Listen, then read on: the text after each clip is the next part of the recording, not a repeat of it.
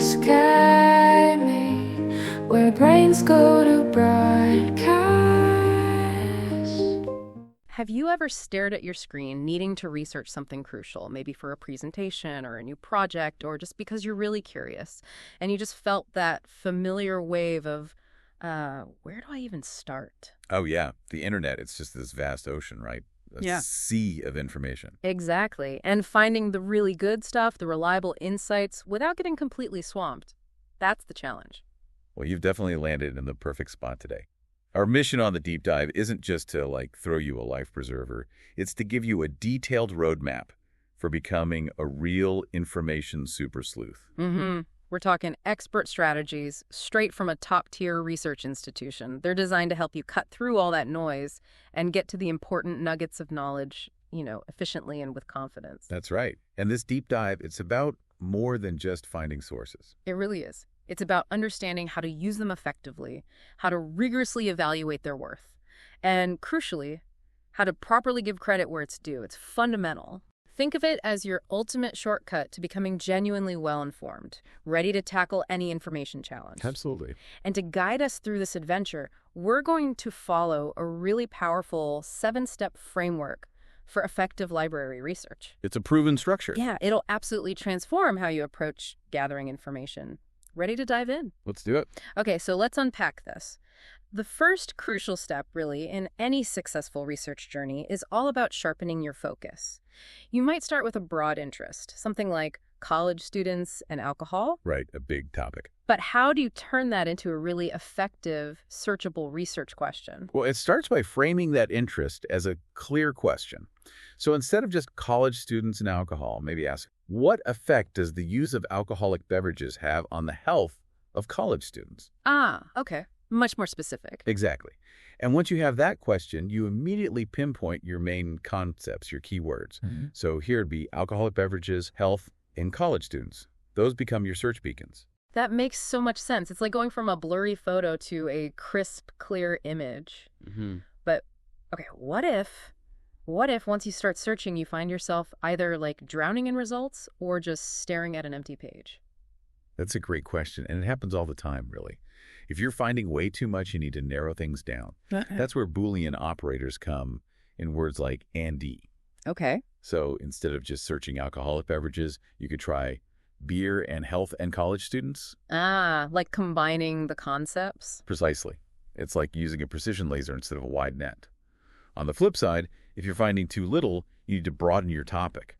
How do you do that? Well, maybe look for information on students generally instead of just college students, and use R for synonyms or related terms like alcoholic beverages or beer or wine or liquor. Right. So or expands your search. Yeah, it gives you more options. ND narrows it. Got it. And you mentioned a couple of other powerful search tools earlier, like truncation and wildcard searches. How do those help? Oh, they're fantastic for catching variations of words. Really useful. Truncation is usually an asterisk. So if you type alcohol, it'll find alcohol, alcoholic, alcoholism. Ah, catches different endings. Right. It's a quick way to broaden your net for related terms. And wildcard searches often use a question mark, like whim. And that finds. Both woman and women. Catches those internal variations. Wow. These aren't just, techie tricks. They're ways to tell the search engine exactly how precise or broad you need to be. Very powerful. That really is a game changer for efficient searching. Definitely. So, okay, once you have your refined topic and you've got these search superpowers, where do you start digging for that essential background info? Because before you go really deep, you need to sort of set the stage, right? Get the context. Absolutely. Foundational understanding is key. For that, you want to consult things like subject encyclopedias, specialized dictionaries, maybe handbooks in the field. These aren't like just general encyclopedias. No. These are curated by experts specifically for a subject area. They give you that grasp of the historical context or the cultural context or just the discipline's perspective. Your class textbooks, if you're a student, and even reputable online guides can also be incredibly valuable for this initial step. That's smart. Get the lay of the land before you map out the whole expedition. Exactly. And you mentioned something fascinating earlier about exploiting bibliographies. What exactly did you mean by that? It sounds kind of like finding a secret treasure map. It sort of is like that. Think of it this way. When you read a really good background article or book chapter, it's bibliography. The list of sources at the end? Right. That list is essentially an expert's curated reading list on the topic. Every source they cited is a potential lead for your research. Okay.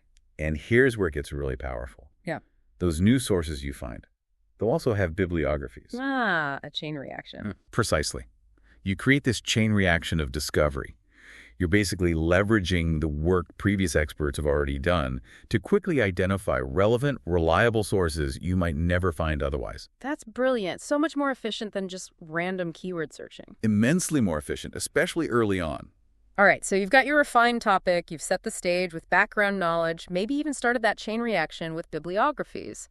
Now let's talk about the specific types of sources you'll need. Let's start with books. Okay, books. You'll typically use your library's online catalog to find them. So, for instance, a big university library catalog, like Cornell's, holds millions of items, books, videos, audio recordings.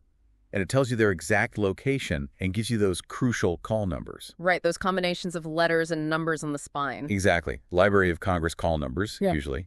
They're like a book's unique address on the shelf. Helps you find it quickly. That's super helpful for finding what's physically right there. But what if the book you really need isn't available at your local library? Are you stuck? Oh, not at all. This is where interlibrary loan systems are amazing. Services like Borrow Direct, for example, connect you to a whole network of top-tier libraries, Ivy League schools, plus MIT, Chicago, Johns Hopkins. Wow. You can request books directly from their collections, and they often arrive at your library in just, 4 business days. It's incredibly fast. That's fantastic. And what if it's not even in that network? Then you go even bigger. There's OCLC WorldCat. Think of it as a combined catalog of tens of thousands of libraries worldwide. It's huge. Tens of thousands, seriously. Seriously. If a book exists, chances are WorldCat can help you find it. And you can usually get it through your library's free interlibrary loan service. It truly puts global resources at your fingertips. That is incredible. No excuse for not finding a book then. Pretty much. Okay, so books give us that foundational understanding, maybe historical depth, but for the very latest thinking, diverse perspectives, current research, you really need periodicals, right? Absolutely. Journals, magazines, newspapers. And there are so many different kinds of these. There are. And the main way you find articles within them is using online databases. Okay. You search these databases by author, title, keyword, usually picking a database that fits your subject area best. And the periodicals themselves, remember, are just those continuing publications issued regularly. Right. And here's where we hit, I think, a really critical skill, that aha moment for anyone doing serious research. Distinguishing between these different types of periodicals, it seems absolutely crucial for judging credibility. It is the crucial skill for evaluation, I'd argue. Let's break them down. First, you have scholarly journals, sometimes called academic, peer-reviewed, or referee journals. Okay, what defines those? Their main purpose is to report original research or experimentation to other scholars in the field. When you look at one, you'll usually see an abstract, a summary, right at the beginning. The language is specialized, often technical. Lots of jargon. Often, yes. And they'll be packed with data, maybe graphs and charts, but usually not glossy photos. And most importantly, they always cite their sources. Lengthy bibliographies are standard. And the authors. Their academics, scholars, researchers, and their affiliations, their university or institution are clearly listed. Think of journals like JAMA for medicine, or the American Economic Review for economics. And you can actually check if a journal is peer-reviewed using tools like Ulrich's Periodical Directory. Good tip. Okay, so that's scholarly. What's next? Next, you have substantive news or general interest periodicals. These are aimed at providing information to a broad, educated audience, not necessarily specialists. Like major newspapers or thoughtful magazines? Exactly. They often look attractive, good mix of text and photos. The language is accessible, not overly academic. They might cite sources sometimes, maybe mention where they got info, but not with the rigor of scholarly journals. Articles are written by editorial staff, journalists, sometimes scholars writing for a wider audience, or freelance writers. Think the New York Times, Scientific American, The Economist. Generally reliable for broad information and current events. Got it. Reliable but different purpose. What about popular magazines? Right. Popular magazines. Their main goal, usually to entertain, maybe sell products or promote a specific viewpoint. Okay. They're typically very slick, visually attractive, lots of color graphics. But here's the key difference for research. They rarely, If ever, cite sources. That's a big red flag for research. Huge. The articles are usually short, written in very simple language, and the information is often second or third hand. It's not original research. Think People Weekly, Sports Illustrated, Reader's Digest. Great for entertainment, not for academic work. Makes sense. And then there's one more category, right? The Yeah. sensational ones. Yes, sensational periodicals.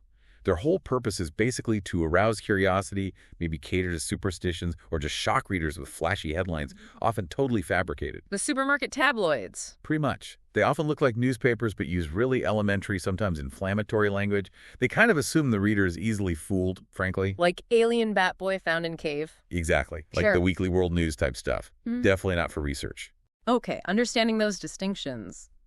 Wow, that's not just academic, as you said. It's crucial for deciding what's actually useful and trustworthy. It dictates whether a source is even appropriate for your project. Yeah. Now that leads to the practical question. How do you find these articles?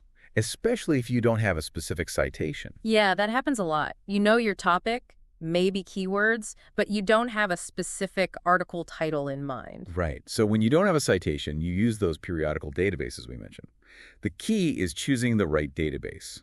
Some are subject-specific, like PsycInfo for psychology, full of scholarly articles. Others are more general, like Academic Search Premier, which might index scholarly news and popular articles. You have to know what you're looking for. So you match the database to the type of information you need. Precisely. Now, if you do have the citation, you know the author, title, journal name, volume, year. Then what? Then you usually go back to your library's main catalog. You search by the journal title to see if the library subscribes to it and where to find it, whether it's in print on the shelf, on microform, or increasingly available electronically through database link. Got it. So databases for discovery, catalog for location, if you know the journal. That's a good way to think about it. Okay, fantastic. We've covered books, we've covered all kinds of periodicals, but research isn't just text anymore, is it? What about the incredible amount of information in audio and video that seems increasingly important? You're absolutely right. It's a huge part of the landscape now. And your library's catalog is still often the best starting point for finding these formats too. Using that Cornell example again, their classic catalog helps you find VHS, DVDs, VCDs, audio tapes, CDs, all sorts. And can you search for like a specific movie or documentary? Definitely. You can search by title, like Passage to India, or by author, which for media can mean the director, screenwriter, maybe even actors. A search for Sarandon or Scorsese could pull up relevant films or documentaries they were involved in. Interesting. What about searching by subject? Yep. You can combine a subject keyword with the format. For example, India and video recording. Mm-hmm. Or you could even search specifically by format, maybe putting GVD in the notes field if the catalog allows that. And for things like recorded lectures or interviews, not music. Good question.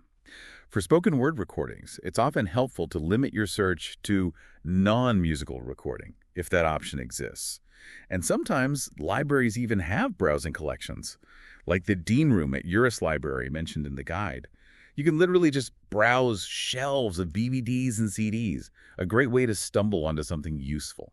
That sounds like fun, actually. A different kind of discovery. It can be. Okay, so you've done all this work. You've gathered books, articles, maybe even videos. The detective work is done. You have your pile of potential evidence.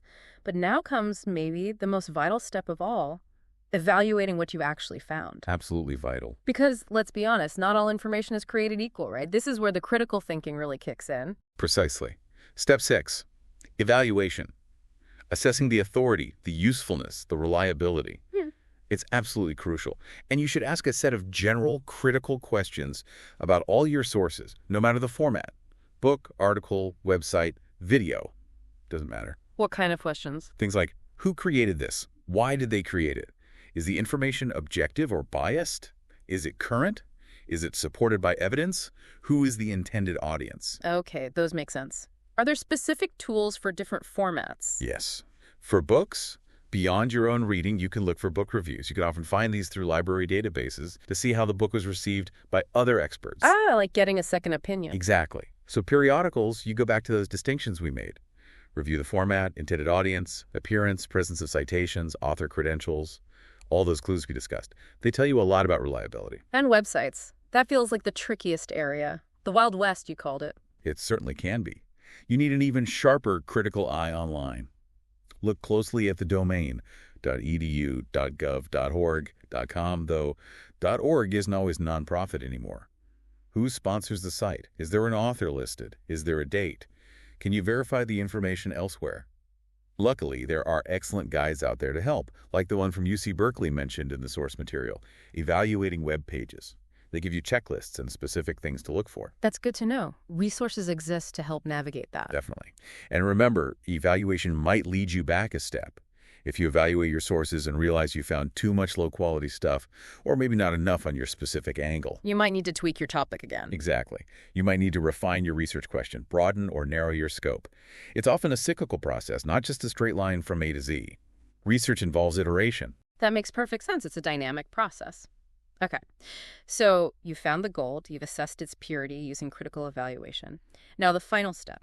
How do you share your findings, use this information ethically, without, accidentally claiming someone else's brilliant insights as your own? Right.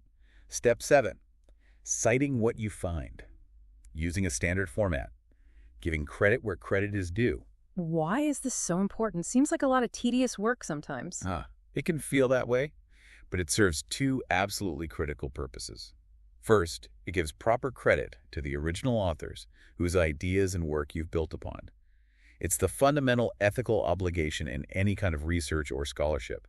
Academic integrity hinges on it. Okay, giving credit, what's the second purpose? It allows your readers, whether it's a professor, a colleague, or the wider world, to find your sources themselves. It creates transparency. They can check your work. They can explore the topic further based on the leads you provide. It's how the scholarly conversation moves forward. So it's about honesty and helping others. Exactly. And let's be explicit. Knowingly representing the work or ideas of others as your own is plagiarism. It's a serious academic offense. Proper citation is how you avoid it. Understood. Now, how do we make sure we're doing it right? There seem to be so many different citation styles. MLA, APA. You're right, there are several standard formats. APA, American Psychological Association, MLA, Modern Language Association, Chicago, Turabian, CSE, Council of Science Editors.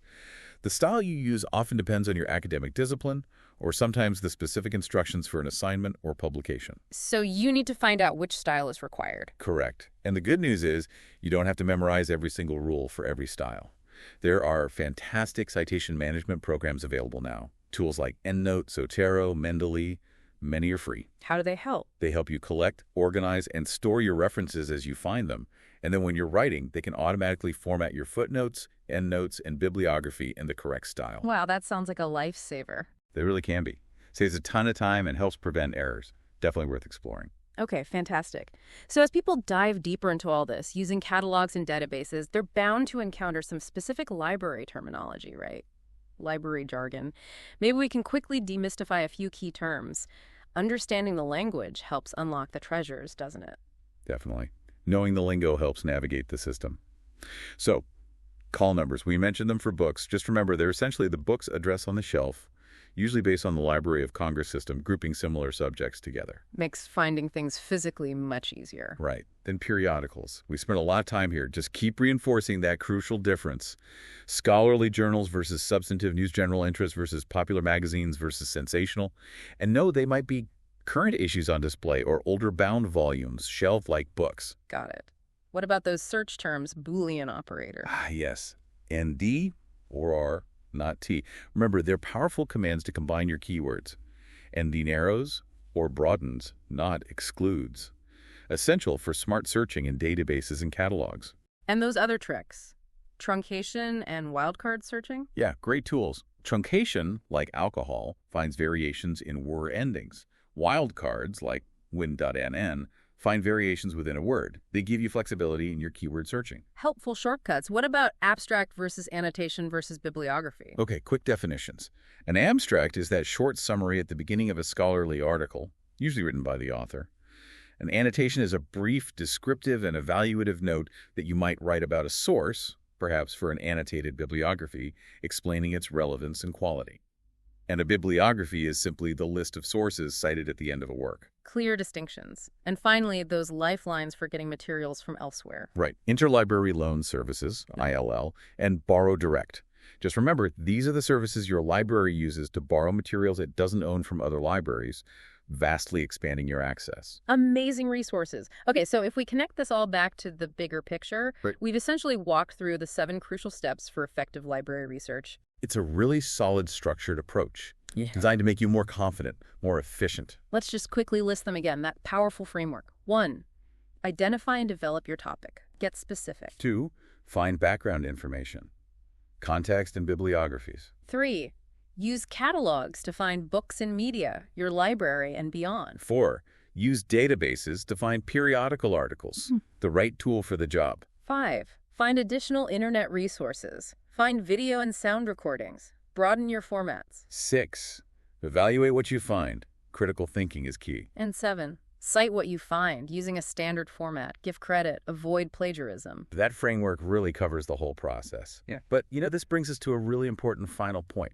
What if, even with this great map, you still feel a bit lost? What if you get stuck? Yeah, that can happen. Research can feel isolating sometimes, like you're on a solo expedition in the fog. Exactly. But the beauty of this whole process, especially within a library context, is that you are absolutely not alone. That's definitely a relief to hear. Remember those reference librarians? People like Michael Engel, who wrote the guide this is based on? They are experts. They are specialists in information retrieval. Their whole job is to help with this stuff. Precisely. They are ready and willing to help you at every single step of this process, whether you connect with them in person at the reference desk, by phone, by email, maybe even chat. Their goal is to guide you through whatever challenge you're facing, help you navigate these steps, use these tools effectively. Don't ever hesitate to ask for help. It's what they're there for. That's such a valuable reminder. Use the human experts. Absolutely. Well, you've just taken a really deep dive into mastering library research. You're now equipped with the tools and strategies to not just find information, but to really understand it, critically evaluate it, and ethically use it. And that is a genuine superpower in today's world, isn't it? It really is. In this information-rich, sometimes information-overloaded world, being able to sort fact from fiction, noise from signal, and get to the heart of a topic, that's more valuable than ever. So here's a final thought for you, something to maybe mull over as you go about your day. Consider how often you encounter some piece of information online. Maybe something shared on social media, maybe an article that pops up.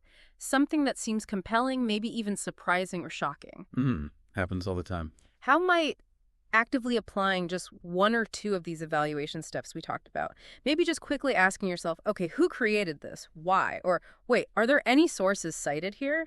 How might doing that, even informally, start to change your understanding of the information you consume every day?